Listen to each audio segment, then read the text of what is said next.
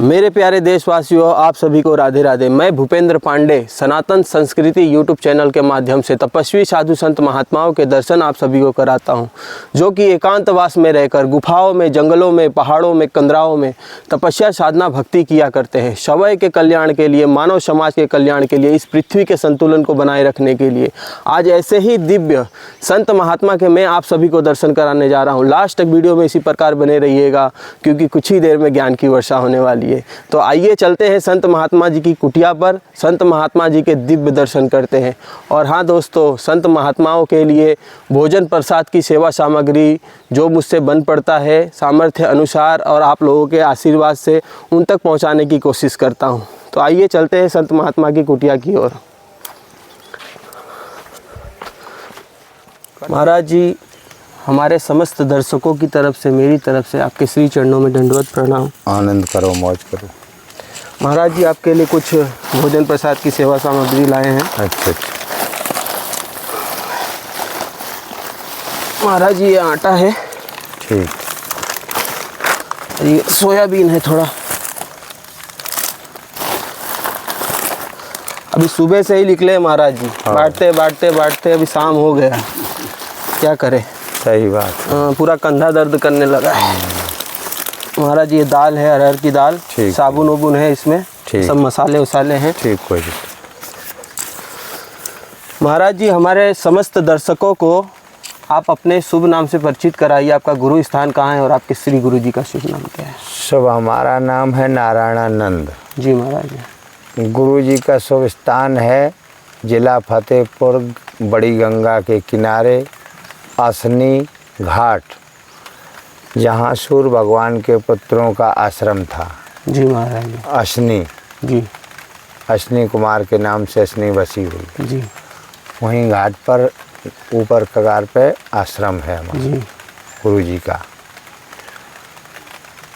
और मेन दरबार नंगली मेरठ है जी।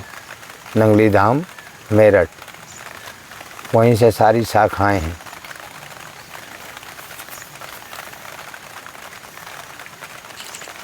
महाराज जी, मनुष्य शरीर में जो मन होता है वो शरीर का हिस्सा होता है कि आत्मा का? इसे शरीर का संचालन संचार कौन करता है? मन की आत्मा? मन ना तुम्हारे शरीर का हिस्सा है ना आत्मा का हिस्सा है जी।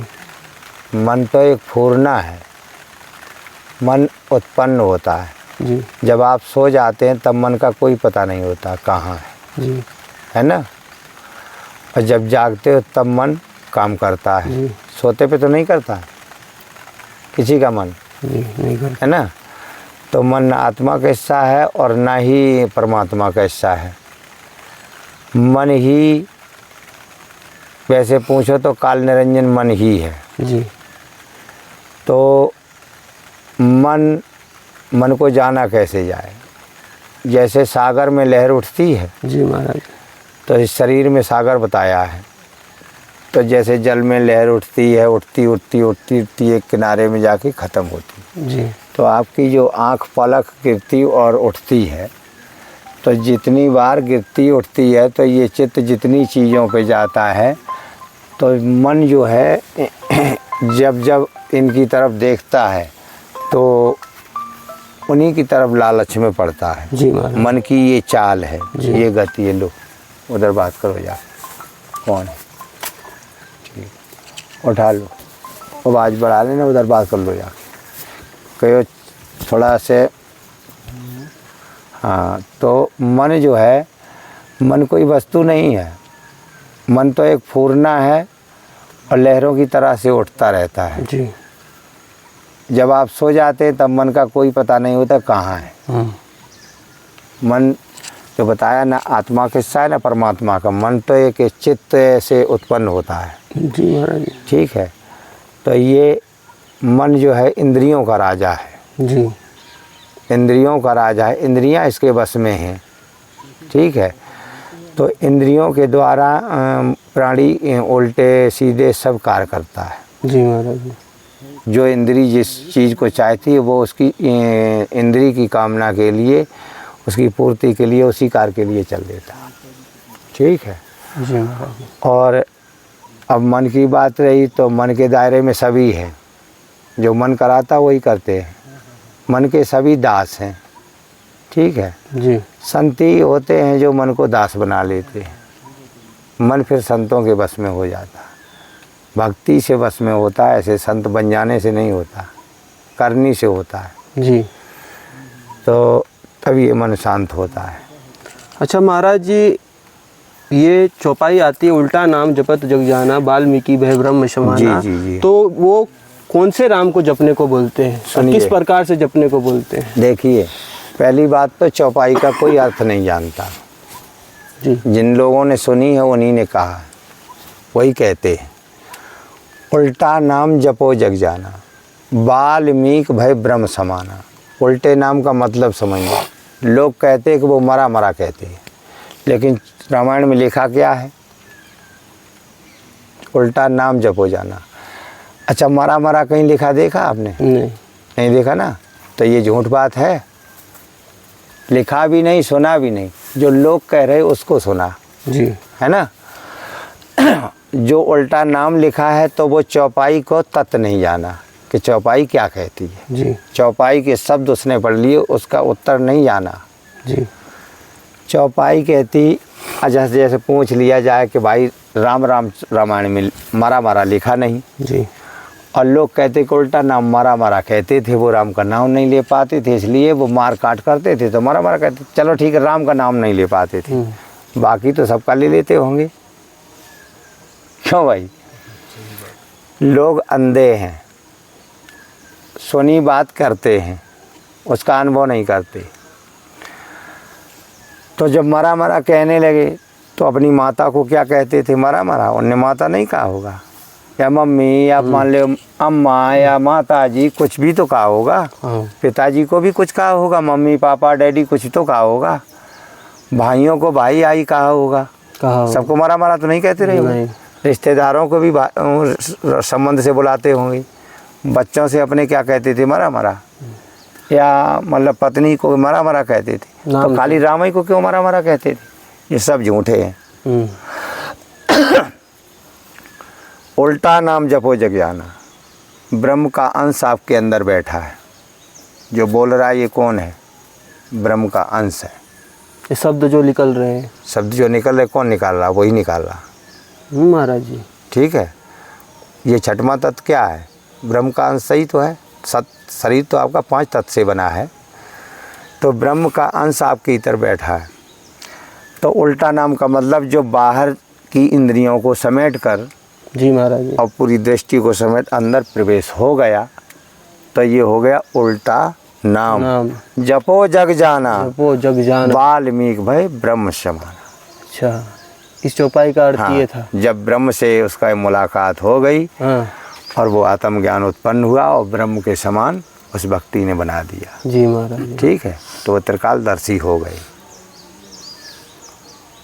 महाराज जी, कर्म का खेल कैसे होता है? संचित कर्म, प्रारब्ध कर्म, क्रियमान कर्म। देखिए, ऐसा है, संचित कर्मों का फल ये है कि जो आप इस जन्म में भोग रहे है ना, जो पूर्व जन्मों के कर्म होते वो संचित कर्म होते हैं। ठीक है।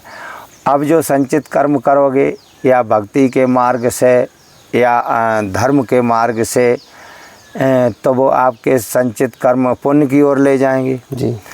और आप अज्ञान के मार्ग से, मूर्खता के मार्ग से जो पाप का कर्म करेंगे, तो वो आपको कष्ट की ओर ले जाएगा। कष्ट की ओर ले जाएगा। ठीक है। तो यहाँ बताया है कि कर्म कर धर्म से। कर्म तो सभी करते हैं, लेकिन धर्म को कैसे जाने? कोई कहता मैं राम राम जपता हूँ, कोई कहता महाराज जी मैं तो बहुत दिन से कृष्ण नाम जपता हूँ। तो जब गुरु के शरण के बिना जाए तुम जपते हो, तो उसका मतलब क्या है? गुरु कौन है तुम्हारा? बिना गुरु के कोई मंत्र सिद्ध नहीं, कोई सिद्ध नहीं है। ये तो आप जानते ही, कोई अर्थ ही नहीं है। चाहे जिस देवता का हो, चाहे जिस इष्ट का हो, है ना। तो बिना गुरु के जब कोई सिद्ध नहीं, तो तुम्हारे जपने से क्या हो गया? जी, लाभ तो मिला नहीं। सिर्फ तुम्हारा मन कह रहा कि मैं जपूं, तो जपते रहो, है ना। तो विचार करिए कि बिना नाम लिखाए जी, और बिना पढ़ाई किए गुरु से, तो क्या डिग्री BA में और इंटर की मिल सकती है? नहीं। भाई परीक्षा भी तो होगी पास फेल की, जी ऐसे ही भक्ति में होती है जी परीक्षाएं, ऐसे ही धर्म में होती हैं। जो धर्म से कार्य करता है वो सत भक्ति में होता जी। है, सतमार्ग पर जो चलता है वही धर्म के कार्य कर पाते हैं। जी और बाकी करते तो कुछ अधर्म भी है, कुछ धर्म भी करते हैं, लेकिन वो अपना सब धर्म में बताते कि मैं कार्य तो सब धर्म से करता हूँ। अब उन्हें ये पता नहीं कि बताओ धर्म से कार्य कैसे किया जाता। तो उनको इतना पूछ लीजिए जो धर्म से करते हो कि श्रेष्ठाचार किसे कहते हैं, तो पता लग जाएगा कि कितना धर्म जानते हैं। जी है ना। श्रेष्ठाचार में क्या क्या आता है मालूम है? नहीं महाराज जी। श्रेष्ठाचार में आता है नाते और रिश्ते। नाते और रिश्ते, ठीक है। अब नाते रिश्ते बताए जाते कि इतने प्रेम से निभाए जाते, इतनी निर्मलता से निभाए जाते कि किसी रिश्ते में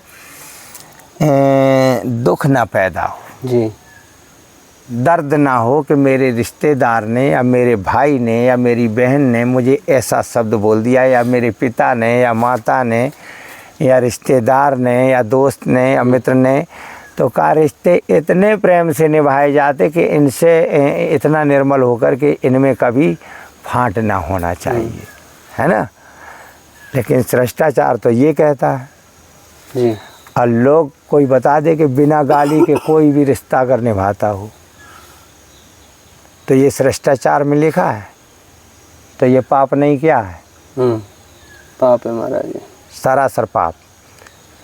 अगर चाचा मिला तो उसने फट से माँ की गाली दे दी, जबकि बड़ी भाभी क्या कहते हैं, माता के समान। फिर गाली क्यों दी? क्यों दी? देगी, दे दिया नहीं, क्यों दी? फिर तेरी माँ कैसे हो गई?